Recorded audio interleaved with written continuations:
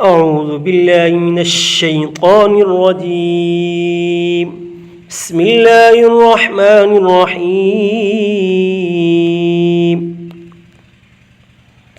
ياسين والقرآن الحكيم إنك لمن المرسلين على صراط مستقيم تنزيل العزيز الرحيم لتنذر قوما ما أنذر آباؤهم فهم غافلون لقد حق القول على أكثرهم فهم لا يؤمنون إنا جعلنا في أعناقهم أغلالا فهي إلى الأذقان فهم مقمحون وجعلنا من بين أيديهم سدا ومن خلفهم سدا فأغشيناهم فهم لا يبصرون وسواء عليهم أأنذرتهم أم لم تنذرهم لا يؤمنون إنما تنذر من اتبع الذكر وخشي الرحمن بالغيب فبشره بمغفرة وأجر كريم إنا نحن نحيي الموتى ونكتب ما قدموا وآثارهم وكل شيء أحصيناه في إمام مبين واضرب لهم مثلا أصحاب القرية إذ جاءها المرسلون إذا أرسلنا إليهم اثنين فكذبوهما فعززنا بثالث فقالوا إنا إليكم مرسلون قالوا ما أنتم إلا بشر مثلنا وما أنزل الرحمن من شيء إن أنتم إلا تكذبون قالوا ربنا يعلم إنا إليكم لمرسلون وما علينا إلا البلاغ المبين قالوا إنا تطيرنا بكم لئن لم تنتهوا لنرجمنكم وليمسنكم منا عذاب أليم قالوا طائركم معكم أئن ذكرتم بل أنتم قوم مسرفون وجاء من أقصى المدينة رجل يسعى قال يا قوم اتبعوا المرسلين اتبعوا من لا يسألكم أجرا وهم مهتدون وما لي لا أعبد الذي فطرني وإليه ترجعون أتخذ من دونه آلهة إن يردني الرحمن بضر لا تغن عني شفاعتهم شيئا ولا ينقذون إني إذا لفي ضلال مبين إني آمنت بربكم فاسمعون قيل ادخل الجنة قال يا ليت قومي يعلمون بما غفر لي ربي وجعلني من المكرمين وما أنزلنا على قومه من بعده من جند من السماء وما كنا منزلين إن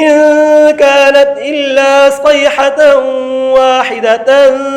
فإذا هم خامدون يا حسرة على العباد ما يأتيهم من رسول إلا كانوا به يستهزئون ألم يروا كم أهلكنا قبلهم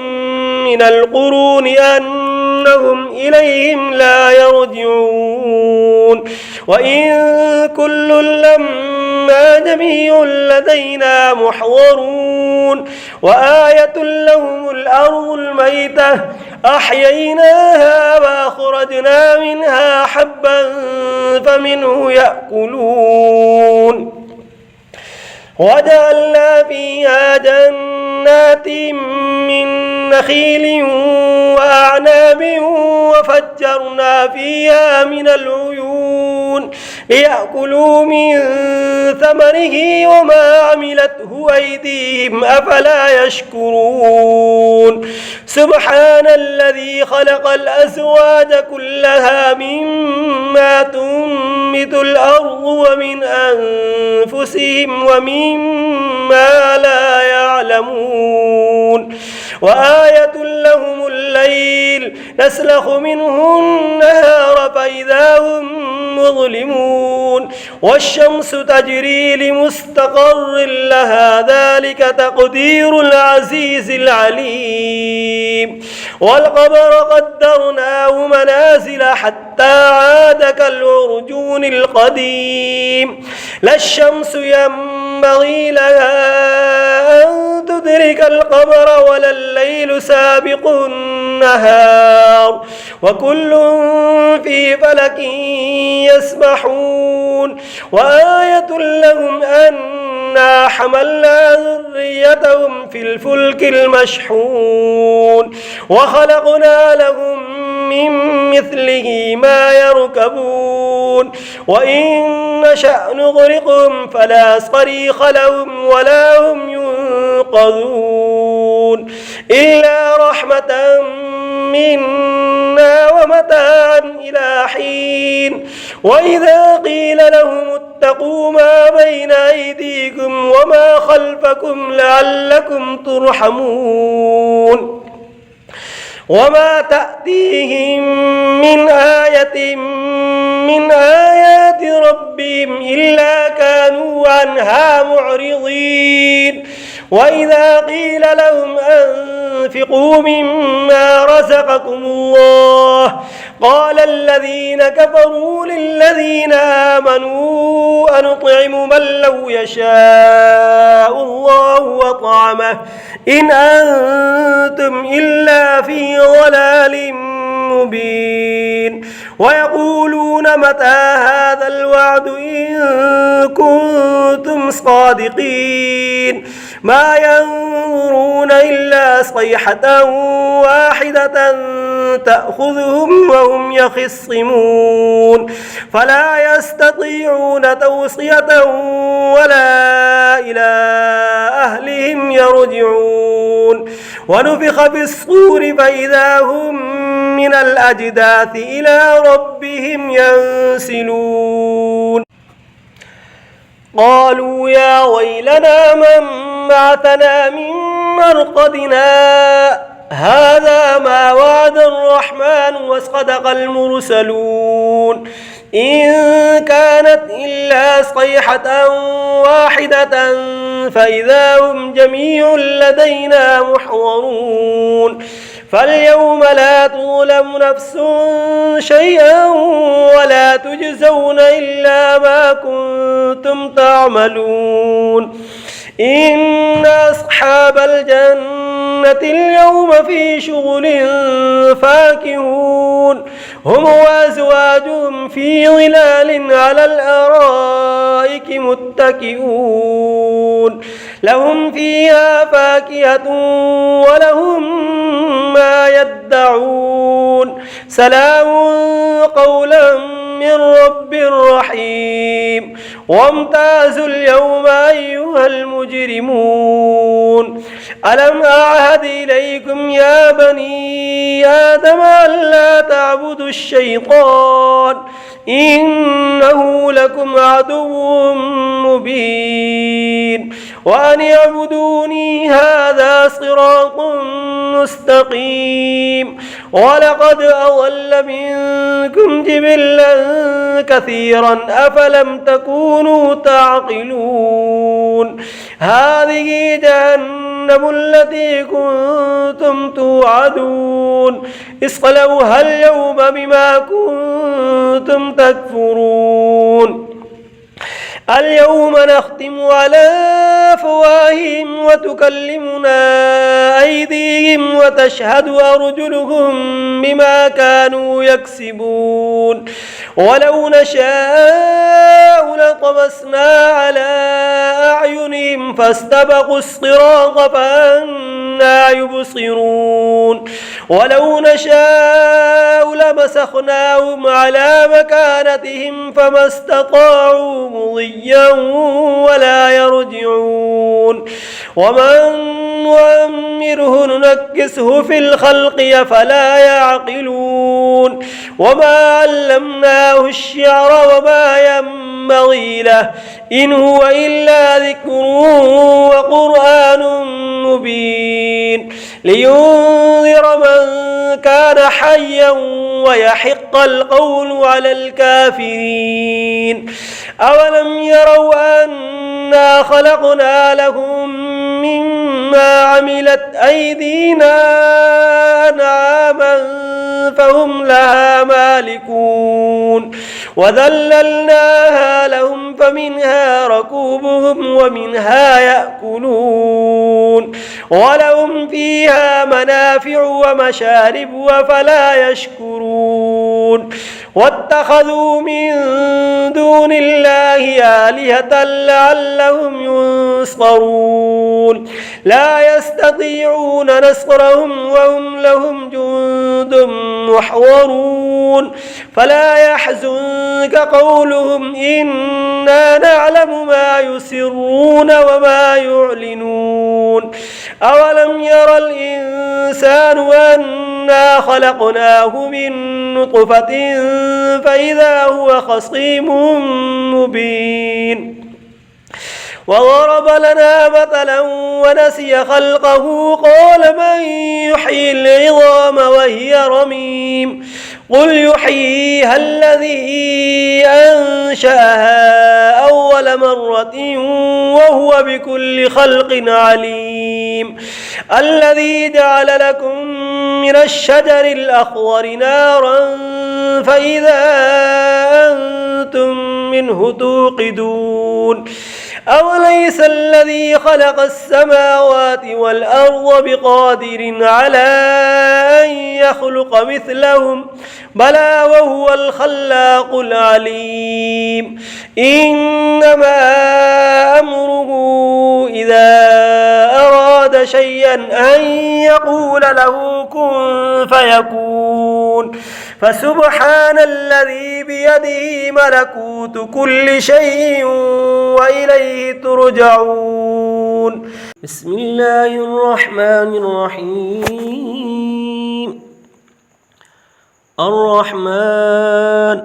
علم القرآن خلق الإنسان علمه البيان الشمس والقمر بحسبان والنجم والشجر يسجدان والسماء رفعها ووضع الميزان ألا تطغوا في الميزان وأقيموا الوزن بالقسط ولا تخسروا الميزان والأرض وضعها للأنام فيها فاكهة والنخل ذات الأكمام والحب ذو العصف والريحان فبأي آلاء ربكما تكذبان خلق الإنسان من صلصال كالفخار وخلق الجان من مارد من نار فبأي آلاء ربكما تكذبان رب المشرقين ورب المغربين فبأي آلاء ربكما تكذبان مرج البحرين يلتقيان بينهما برزخ لا يبغيان فبأي آلاء ربكما تكذبان يخرج منهما اللؤلؤ والمرجان فبأي آلاء ربكما تكذبان وله الجوار المنشآت في البحر كالأعلام فبأي آلاء ربكما تكذبان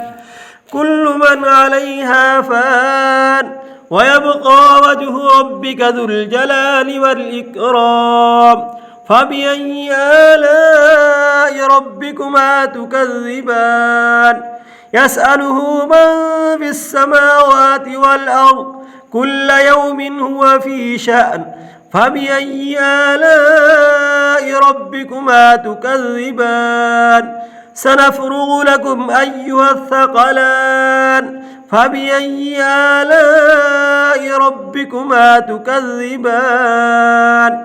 يا معشر الجن والإنس إن استطعتم أن تنفذوا من أقطار السماوات والأرض فانفذوا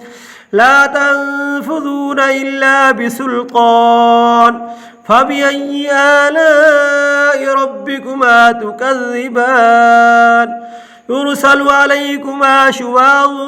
من نار ونحاس فلا تنتصران فبأي آلاء ربكما تكذبان فإذا انشقت السماء فكانت وردة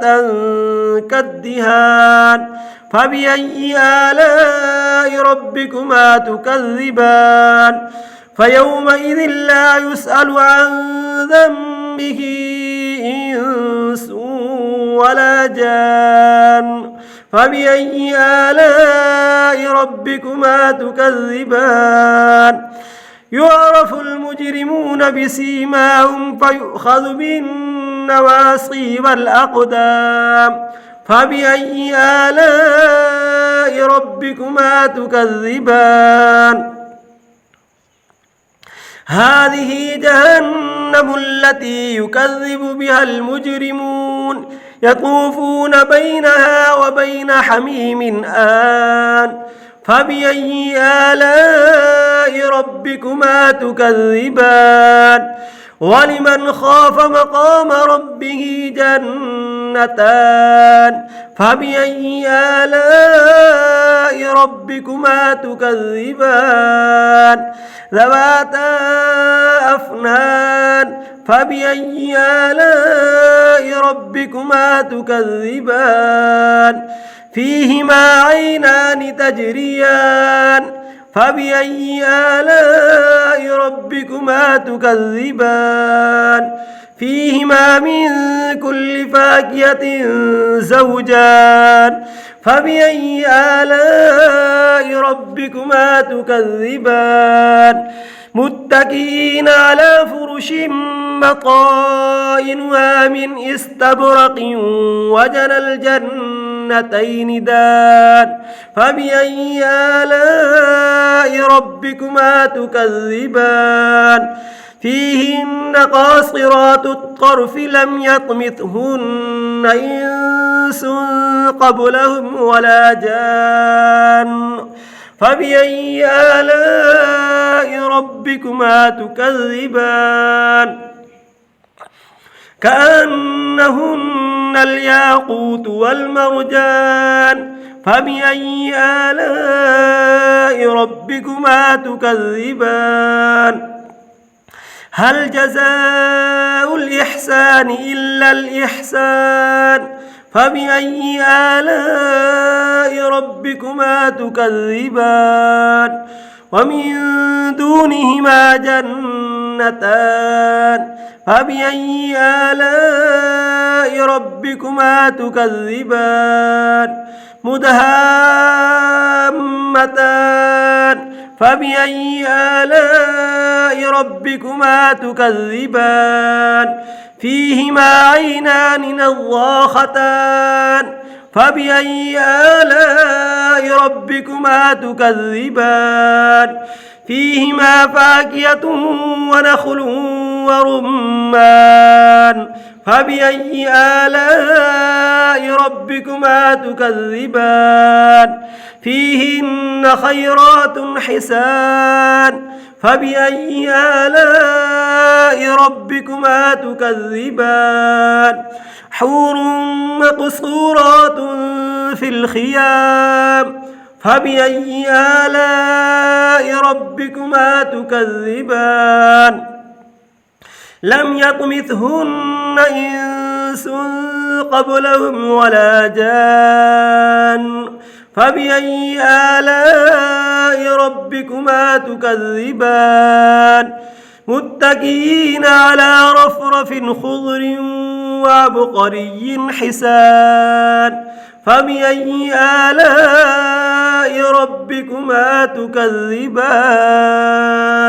تبارك اسم ربك ذي الجلال والإكرام بسم الله الرحمن الرحيم تبارك الذي بيده الملك وهو على كل شيء قدير الذي خلق الموت والحياة ليبلوكم أيكم أحسن عملا وهو العزيز الغفور الذي خلق 7 سماوات طباقا ما ترى في خلق الرحمن من تفاوت فارجع البصر هل ترى من فطور ثم ارجع البصر كرتين ينقلب إليك البصر خاسئا وهو حسير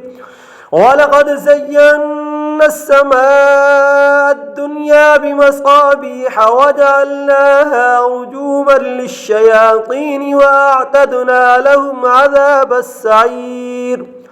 وللذين كفروا بربهم عذاب جهنم وبئس المصير إذا ألقوا فيها سمعوا لها شهيقا وهي تفور تكاد تميز من الغيظ كلما ألقي فيها فوج سألهم خزنتها ألم يأتكم نذير قالوا بلى قد جاءنا نذير فكذبنا وقلنا ما نزل الله من شيء إن أنتم إلا في ضلال كبير وقالوا لو كنا نسمع أو نعقل ما كنا في أصحاب السعير فاعترفوا بذنبهم فسحقا لأصحاب السعير إن الذين يخشون ربهم بالغيب لهم مغفرة وأجر كبير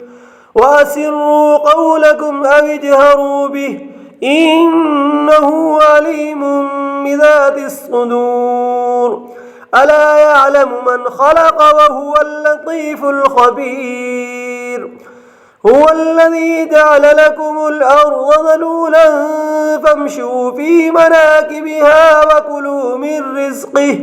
وإليه النشور أمنتم من في السماء أن يخسف بكم الأرض فإذا هي تمور أم أمنتم من في السماء أن يرسل عليكم حاصبا فستعلمون كيف نذير ولقد كذب الذين من قبلهم فكيف كان نكير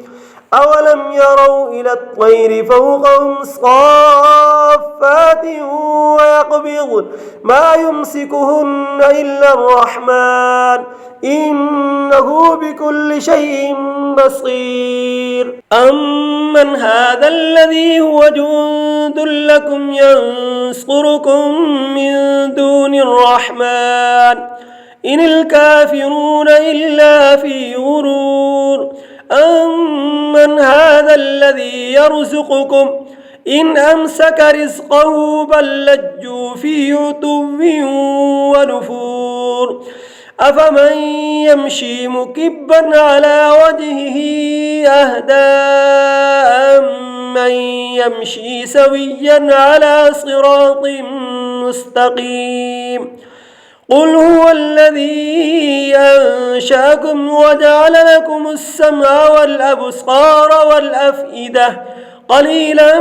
ما تشكرون قل هو الذي ذرأكم في الأرض وإليه تحشرون ويقولون متى هذا الوعد إن كنتم صادقين قل إنما العلم عند الله وإنما أنا نذير مبين